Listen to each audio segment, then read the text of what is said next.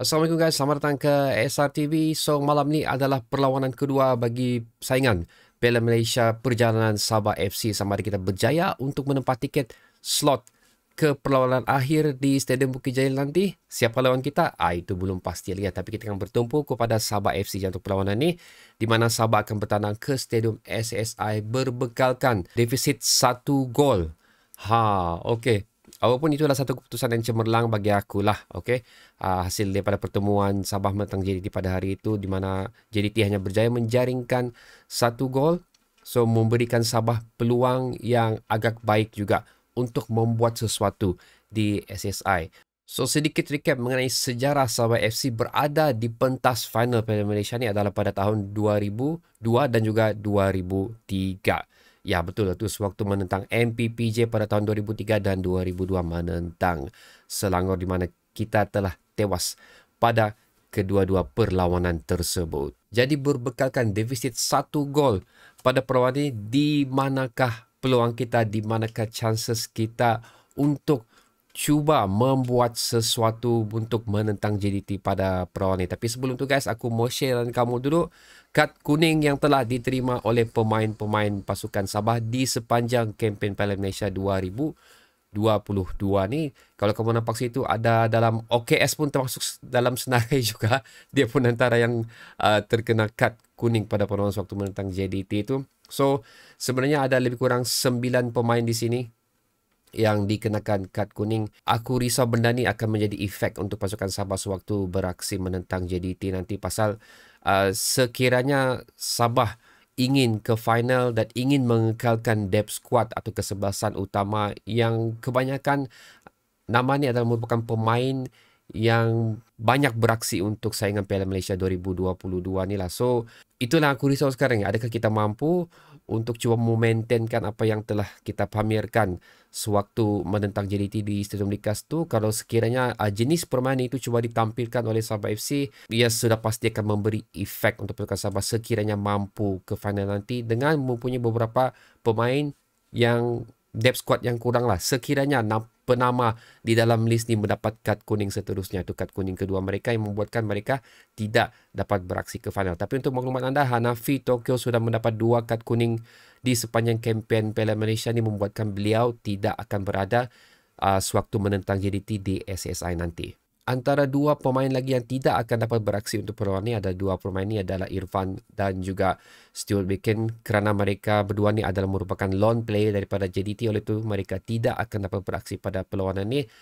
akan melemahkan lagi depth squad pasukan Sabah. Dan sekali lagi, status Gerald Stebang Robat pun kita tidak pasti sama ada dia mampu untuk beraksi pada perlawanan ini. Dan juga seperti mana yang dikatakan pada video sebelum ni, kedua pemain utama kita iaitu Badrul Bakhtiar dan juga Riza Ghazali masih dikuatiri lagi fitness, kadar level fitness mereka berdua sama ada mereka layak untuk disenaraikan sebagai kesebelasan utama. Membuatkan bagi akulah, okay, sekiranya betul-betul semua benda ni terjadi, OKS akan terpaksa menurunkan pemain muda Sabah untuk beraksi di pentas paruh akhir perlawanan kedua menentang JDT di SSI ni.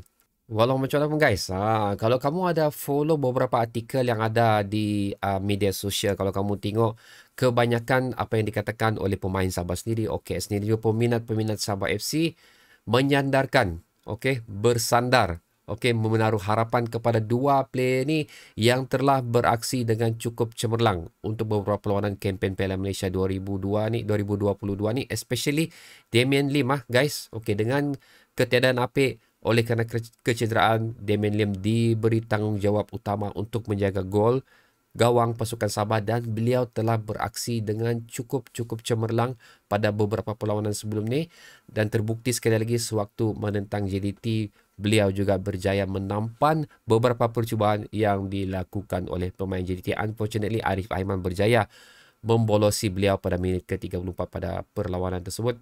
Tetapi apa yang paling menarik adalah save yang telah dilakukan oleh Damian Lim pada perlawanan tersebut.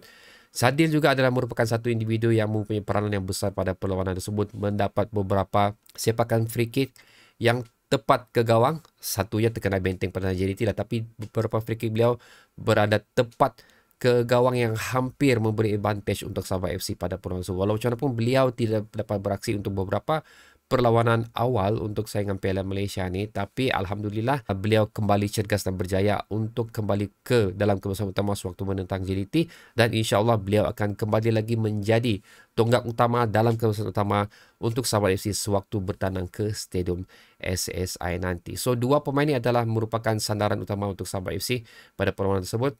Tapi tidak dinafikan juga kesebelasan utama Sabah yang bakal turun untuk beraksi di SSI nanti adalah merupakan bagi aku yang terbaik untuk Sabah FC bagi tahun 2020 ni. Kempen perlawanan bola sepak Malaysia bagi tahun 2020 ni, aku berharap mereka dapat mengekalkan dan membuktikan kehebatan mereka untuk perlawanan timbal balik ni. Oh, tolonglah guys. Okay, kurang 1 gol saya ni. Ambillah beberapa gol lagi. At least 2 gol kah cukup lah tu. Hai. Jadi apa yang aku harapkan untuk perlawanan pusingan kedua ni? Okey, seperti mana kita telah tahu apa yang berlaku di pusingan pertama sewaktu JDT bertandang ke Stadium Likas, ramai mengatakan perlawanan itu merupakan perlawanan yang mempunyai emosi yang cukup tinggi, tempo perlawanan yang kurang menarik kerana banyak tiupan whistle telah diberikan. So aku mengharapkan apa yang terjadi di SSI ini adalah merupakan satu perlawanan yang seimbang, mempunyai tempo yang cukup bagus. Okey, kerana kenapa aku mengharapkan tidak ada sebarang kekasaran lagi lah yang berlaku yang boleh menyebabkan pemain Sabah menerima kad kuning lagi pada perlawanan ini, kerana sekiranya pemain-pemain yang aku share list kamu pada awal video tadi tu menerima kad kuning seterusnya, sudah pasti akan memberi tamparan yang hebat untuk Sabah FC sekiranya layak untuk beraksi di pentas final nanti, kerana sekali lagi kita mempunyai depth squad yang tidak cukup bagus sampai ke penghujung saingan Piala Malaysia ni. Sekiranya beberapa pemain tersebut dilayangkan kad kuning, sudah pasti senarai depth squad Sabah akan bertambah kecil, membuatkan kita ataupun OKS sebenarnya sukar untuk meletakkan pemain siapa yang perlu berada di posisi tertentu, dan of course untuk mengekalkan stamina bagi mengharungi 90 minit perlawanan tersebut. Itulah guys. Tapi yang paling penting sebenarnya, aku mau satu tempo yang perlawanan yang cukup bagus lah. Okey, serang menyerang tanpa ada tiupan whistle yang mempunyai kekerapan yang cukup tinggi, membuatkan perlawanan tu satu perlawanan yang cukup hebat seperti mana yang kita telah nampak sewaktu Selangor menentang Terengganu pada perlawanan tersebut. Okey, itu adalah merupakan satu perlawanan yang bagi aku enjoy lah bila kita tengok, pasal tempo dia berterusan dan tiupan whistle tidak berapa kita dengar lah pada perlawanan tersebut. Tapi walau macam mana pun, sekiranya macam aku cakap juga pada video sebelum ni, aku nak pasti sama ada itu taktikal yang sengaja dilakukan oleh OKS bagi mengekang gerakan JDT pada perlawanan tersebut. Tapi sekiranya taktikal tersebut cuba juga diterapkan untuk perlawanan menentang JDT di SSI ini, pemain Sabah perlu berhati-hatilah. Jadi okay guys, itulah dia ulasan secara ringkas mengenai perlawanan yang bakal terjadi pada malam ni. Aku juga sudah buat prediction mengenai dua perlawanan yang bakal berlaku tidak lama lagi bagi menentukan siapa yang layak ke final. Itu adalah based on paper. Aku tidak meletakkan emosi, sebarang emosi di sepanjang ulasan tersebut. Tapi video ni itu melibatkan emosi sedikit lah. So aku mengharapkan Sabah mampu untuk melakukan atau membuat kejutan pada perlawanan ini dengan berjaya menumbangkan JDT di halaman mereka sendiri. Bagi aku perkara ini tidak mustahil. Sekali lagi, Kuala Lumpur telah membuktikan di pentas final Piala Malaysia ni, di mana mereka menentang JDT pada perlawanan tersebut dan mereka telah memenangi perlawanan tersebut.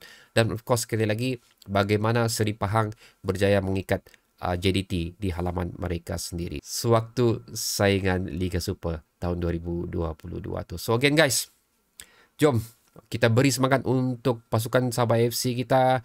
Doakan yang terbaik untuk mereka. Semoga satu kejutan berjaya dilakukan dan kita melihat Sang Badak beraksi di pentas final bagi Piala Malaysia 2022. So sila letakkan pendapat kamu dan juga apa kamu rasa akan terjadi bagi perlawanan ini di ruang komentar di bawah.